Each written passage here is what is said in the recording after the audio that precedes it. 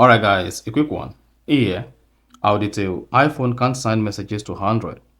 So if you are trying to send a message to an Android device, then just come here, type in the contact, then try to send a message, and then all you see is can't send the message on the interface. Then here's a quick fix for you.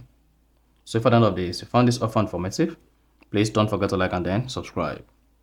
Now to fix iPhone can't send messages to Android, all you need to do is go ahead and open the settings app. On the settings page, scroll down, locate and click on messages. If your phone is on now exiting, scroll down, click on apps, then scroll down the page as well until you get to messages and then click on it. So just scroll to messages, click on it.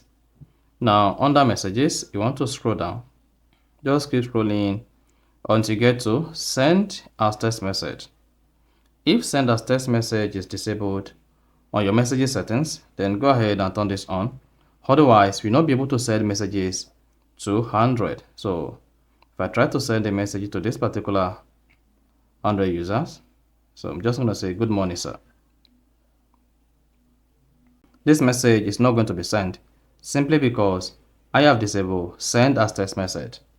So for this message to be sent to this Android user, all I need to do is come back to the message settings and then turn on send as text message.